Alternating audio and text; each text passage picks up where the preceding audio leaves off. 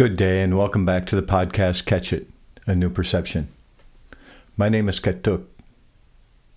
I encourage each one of you to subscribe. I encourage you to give it a thumbs up if you appreciate it, and please share these videos with other people that you think could appreciate it or could benefit from it. Sometimes people don't always appreciate things they can benefit from.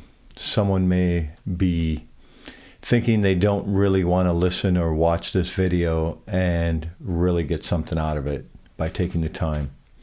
So please share it with others that you think could benefit.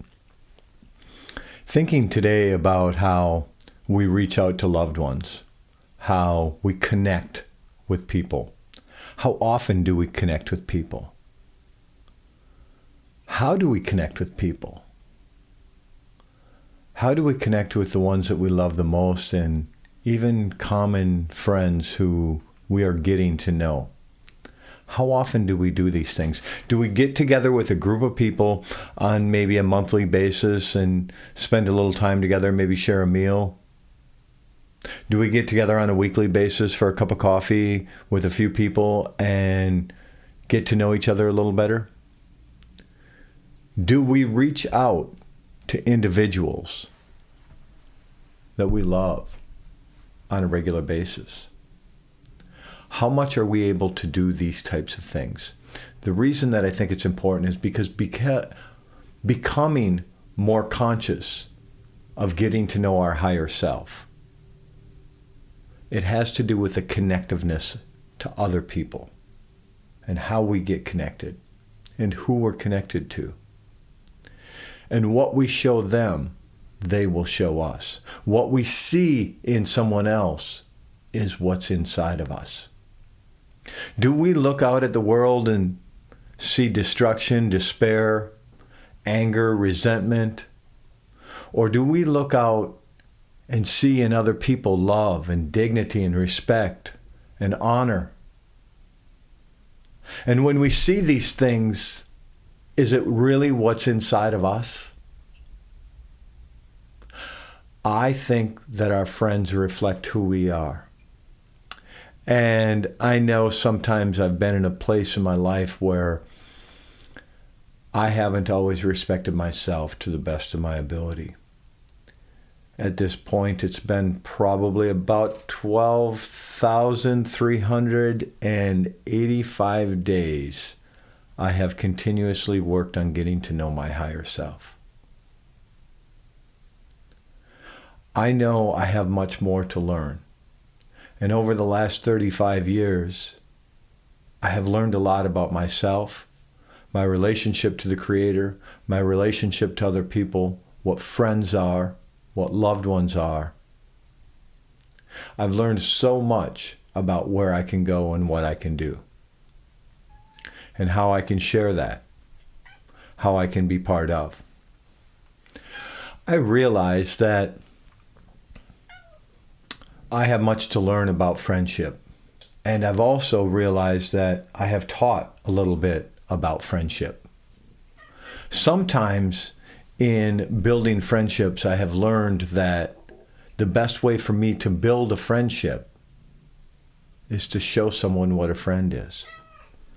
To be able to be part of their lives. To be able to reach out to them rather than expecting that they should reach out to me. Understanding what I can do to be a friend. To be able to show love.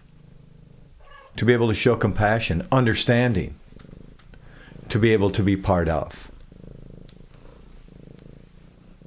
I know that I want to be able to learn more about myself. I know that I can do this through friendship, through love, through compassion. And I know that moving forward, I will learn more about friendships, in how to do things, in how not to do things, in what not to say to someone. What do I not bring up? How can I be conscious of any of this? How do I come to an understanding in a friendship? Is it by spending more time? Is it by reaching out on a regular basis? Is it expecting them to reach out to me? What is it that I can do differently? How can I do it differently? I know that if I make assumptions, it's not going to go well in friendships. I know that communication is important in friendships. I know that communication with myself is important to be able to learn to be honest with myself and about myself and my journey.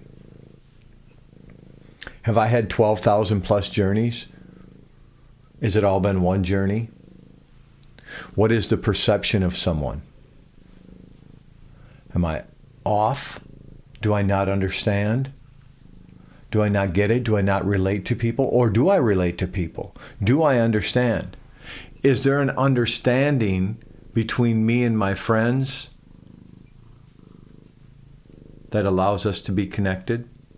That allows us to be able to be part of? What is it that allows me to be able to be a friend? Is it the fact that I reach out? The fact that I attempt to not make assumptions? That I am able to be part of? That I show up on a weekly basis for coffee? That I show up on a monthly basis for a meal? That I show up for myself? Is that where it really begins? Is when I'm showing up for myself? When I can be part of? How is it that we build friendships? How is it that you build friendships? Do you do it the same way you did when you were a kid? Were you able to go on the playground and ask, can I play kickball? Is there room for me? Am I able to join you? Or were you one of those kids that felt like you weren't enough, like you don't measure up? What is it that we did when we were a kid that we can still do today that's effective? What is it that we did when we were children, when we were on the playground, that we don't ever want to do again to another human being? Or ever want to put ourselves in that position, or ever say that again? Because we know that that didn't create a friendship that day. Or we know something did create a friendship because we reached out. Because we were able to give a smile, a wink, a thank you, a hello, a handshake. There are certain circles I move in today to meet with people on a monthly basis for a meal. And I like to shake hands with everyone when I get there. I like to shake hands with everyone when I leave. To greet them and say hello. And then to say, see you again in this lifetime or the next. Thanks for the time. What does that mean to a friendship when you can greet every single one in a circle? What if there's a dozen or 24 people? I know one group I've been sitting with lately has dozens and dozens of people, and I don't get a chance to shake everyone's hand. I would like to. I don't know how to do that. So I don't. I have much to learn about this process of growing up, becoming mature, being a friend. And I know a lot more than I once did. I am more mature. I am more grown up. And I am a better friend than I've ever been. Some of what this podcast teaches me by doing it is that repetitive things can help. Repetitive things that are good for me help. Repetitive things that are good for a relationship help. Do I want to be friends with my kids now that they're adults? Yeah, I kind of do. Would I like to be able to still parent them? I would. Do I like being friends with my parents? I do.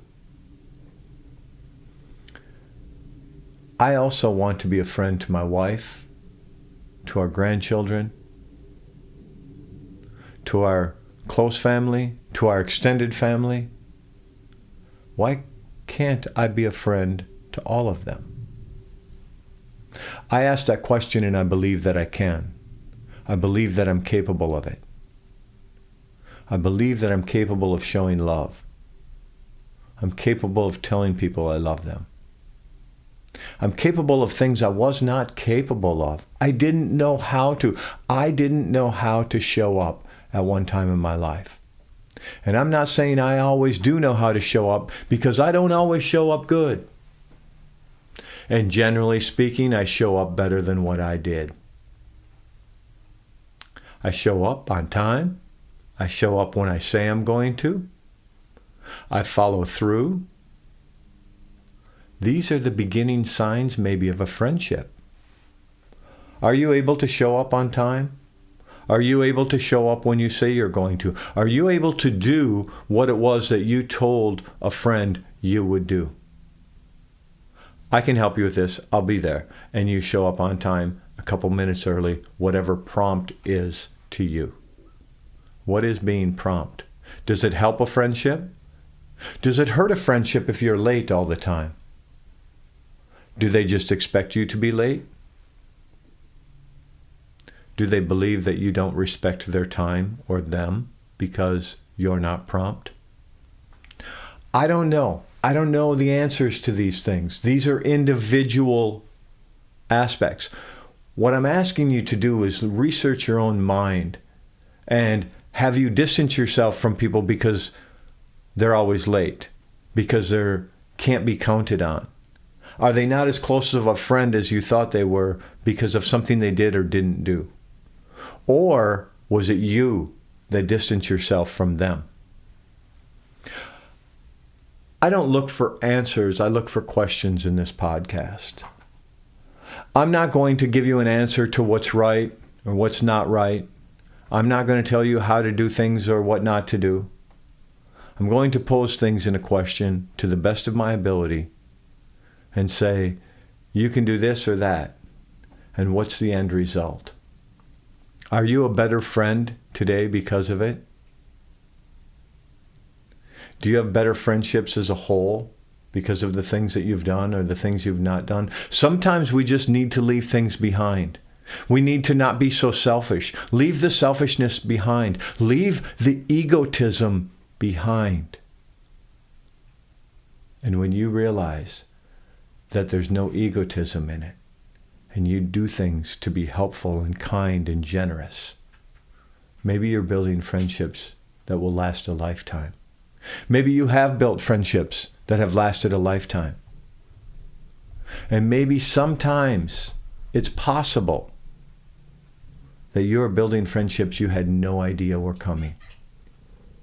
It's possible that you may see things the way you've never seen them before. And it's possible you could have a friend out there and you don't realize how close they really are.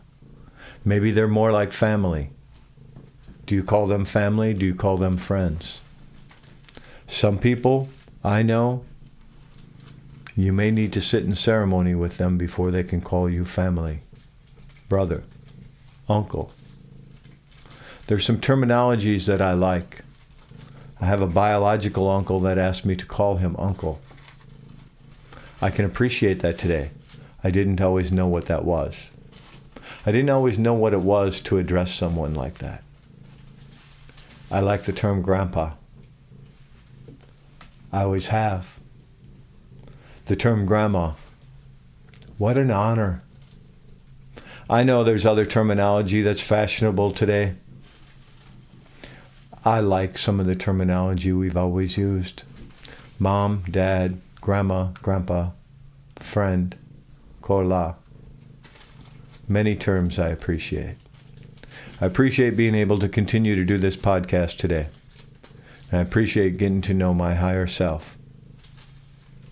35 years, I hope, is a good start in beginning to change my life. Looking forward to next time. Live in harmony with and use the bounty of the land to bring kindness to the world. Doksha, okay?